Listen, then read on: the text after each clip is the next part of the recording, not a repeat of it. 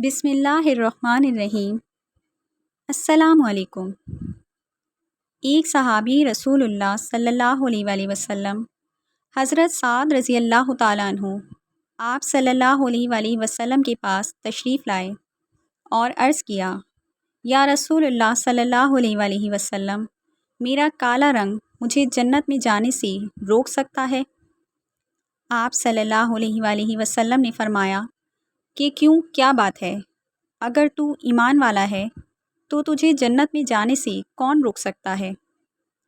عرض کی کہ بات یہ ہے کہ میں غریب آدمی ہوں، میرا رنگ کالا ہے، میں بدصورت ہوں اور بنو سلیم کے اشراف میں سے ہوں۔ اب بات یہ ہے کہ مجھے کوئی لڑکی نہیں دیتا، میری عزت اور کالے رنگ کی وجہ سے کوئی میرے ساتھ رشتہ نہیں کرتا۔ آپ صلی اللہ علیہ وآلہ وسلم نے فرمایا، آج عمرو بن وہب رضی اللہ تعالیٰ عنہ ثقفی آئے ہیں۔ یہ مدینہ منورہ کے ایک چودھری تھے، بڑے مالدار تھے، ان کی بیٹی بڑی خوبصورت تھی۔ صحابہ رضی اللہ تعالیٰ عنہ اجمعین نے کہا کہ وہ مجلس میں تو موجود نہیں ہیں۔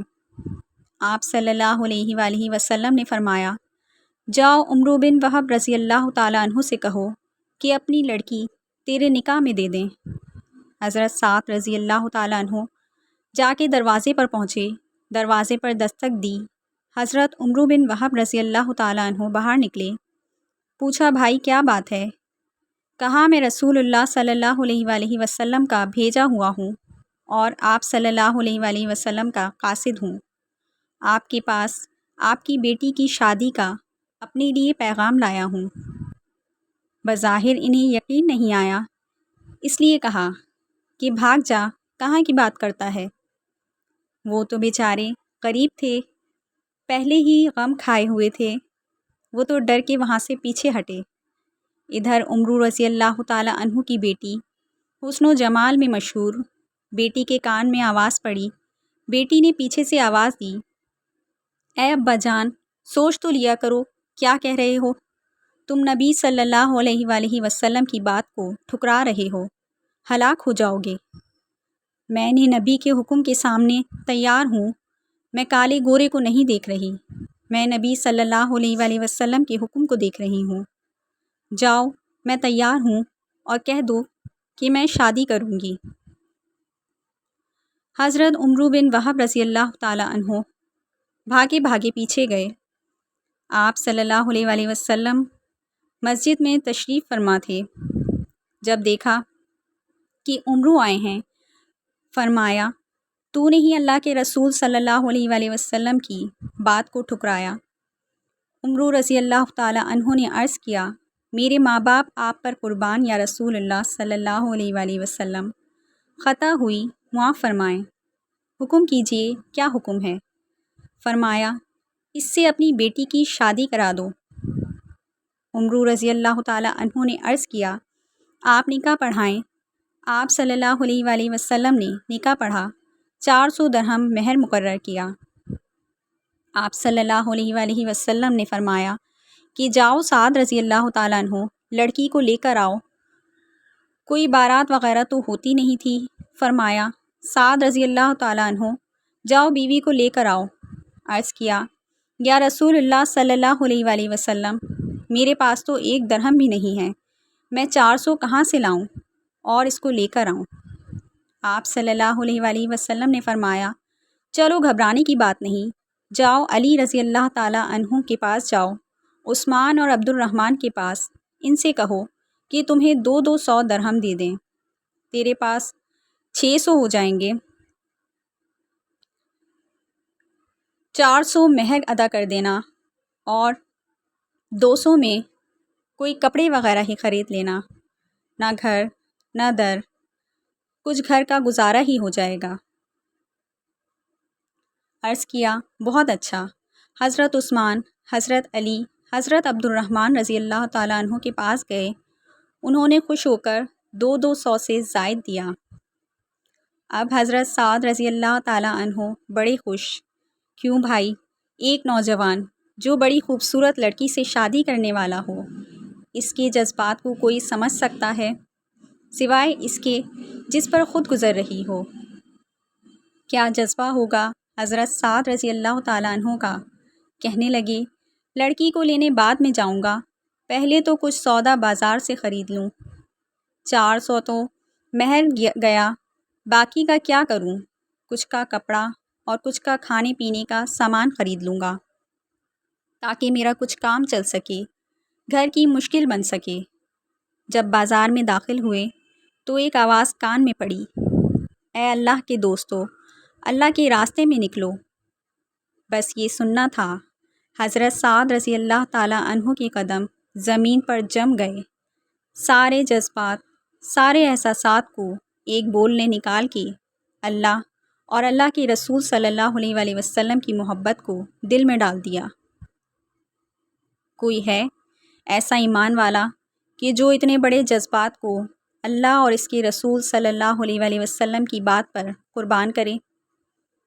آسمان پر ایک بھرپور نگاہ ڈالی اور یوں کہا کہ اے زمین و آسمان کے رب اور اے محمد صلی اللہ علیہ وآلہ وسلم کے رب، اب میرا یہ مال شادی پر نہیں لگے گا، میرا یہ مال وہاں لگے گا جہاں تو بھی راضی، تیرا رسول بھی راضی اور مسلمان بھی خوش ہو جائیں گے۔ نہ شادی یاد رہی، نہ رات کا وصال یاد رہا، نہ سہاگ رات یاد رہی، نہ بیوی کے پہلو میں رات کا لیٹنا یاد رہا تو اللہ اور اس کے رسول کا کام یاد رہا۔ گھوڑا خریدا، ڈھال خریدی، تلوار خریدی، چہرے کو چھپا لیا اور سوار ہوئے۔ چہرے کو چھپا کر صرف آنکھیں ننگی باقی، چہرہ چھپا ہوا۔ صحابہ رضی اللہ تعالیٰ اجمعین نے لمبے چوڑے سر پر خود نہیں پہنتے تھے۔ صحابہ رضی اللہ تعالیٰ عنہ اجمعین کہنے لگے، ارے یہ کون ہے چہرہ چھپائے ہوئے؟ اور آپ کو خبر ہے کہ چہرہ کیوں چھپایا ہے؟ چہرہ اس لیے چھپایا ہے کہ اگر مجھے محمد صلی اللہ علیہ وآلہ وسلم نے دیکھ لیا تو کہیں واپس نہ بھیج دیں۔ یہ خیال ہے کہ کہیں حضور اکرم صلی اللہ علیہ وآلہ وسلم نے دیکھ لیا تو واپس نہ ہو جاؤں۔ کسی نے پوچھا کہ کون ہے؟ حضرت علی رضی اللہ تعالیٰ عنہ نے کہا کہ ارے اللہ کا بندہ کوئی پردیسی ہوگا، تمہارے دین کی مدد کے لیے تمہارے ساتھ آ گیا۔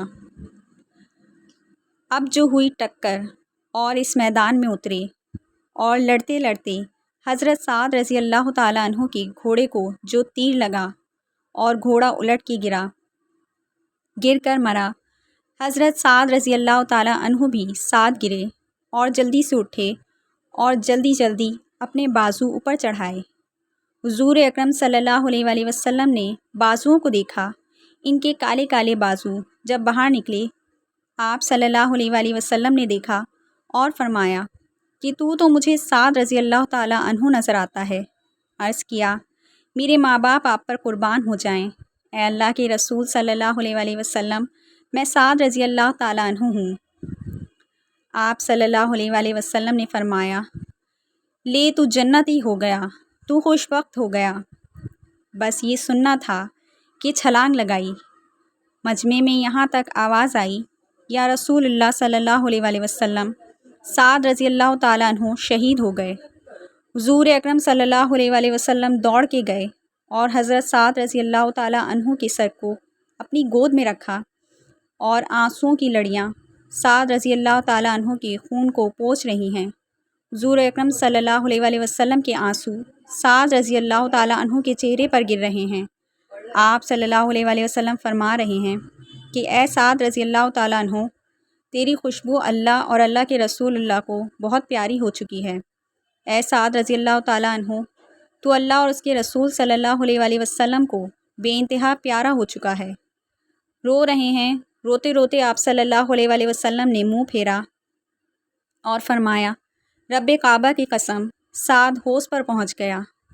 حضرت ابو لبابہ رضی اللہ تعالیٰ عنہ نے فرمایا، رسول اللہ صلی اللہ علیہ وآلہ وسلم، یہ ہوش کیا ہے؟ آپ صلی اللہ علیہ وآلہ وسلم نے فرمایا، یہ ہوش وہ ہے جو میرے رب نے مجھے دیا ہے، یہ دودھ سے زیادہ سفید، شہد سے زیادہ میٹھا، جب ایک دفعہ اس کو پی لے گا پھر دوبارہ پیاس نہیں لگے گی۔ حدیث میں آیا ہے اس حوض کے 4 کنارے، پہلے کنارے پر حضرت ابو بکر صدیق رضی اللہ تعالیٰ عنہ، دوسرے کنارے پر حضرت عمر رضی اللہ تعالیٰ عنہ، تیسرے کنارے پر حضرت عثمان رضی اللہ تعالیٰ عنہ اور چوتھے کنارے پر حضرت علی رضی اللہ تعالیٰ عنہ ہوں گے۔ یہ چاروں صحابہ رضی اللہ تعالیٰ اجمعین کناروں پر کھڑے ہیں، امت آ رہی ہے، یہ پلا رہے ہیں۔ حضرت ابو لبابہ رضی اللہ تعالیٰ عنہ نے کہا کہ حوض کا مطلب سمجھ میں آیا کہ اس حوض پر سعد رضی اللہ تعالیٰ عنہ پہنچ گئے۔ آپ رضی اللہ تعالیٰ عنہ نے پھر عرض کیا، یا رسول اللہ صلی اللہ علیہ وآلہ وسلم، میں نے مختلف باتیں آپ میں ملاحظہ کیں، ایک تو آپ روئے، پھر آپ ہنسے، پھر آپ نے منہ پھیر لیا، یہ کیا ماجرا تھا؟ حضور اکرم صلی اللہ علیہ وآلہ وسلم نے فرمایا کہ میں جو رویا ہوں تو اپنے اس صحابی رضی اللہ تعالیٰ عنہ کی جذبہ قربانی اور شوق پر رویا ہوں، اس کی جدائی پر رویا ہوں، کس حال میں تھا، کس طرف کو جا رہا تھا، کن جذبوں میں جا رہا تھا اور کیسے امر پر قربان ہوا، اس بات پر رو رہا ہوں۔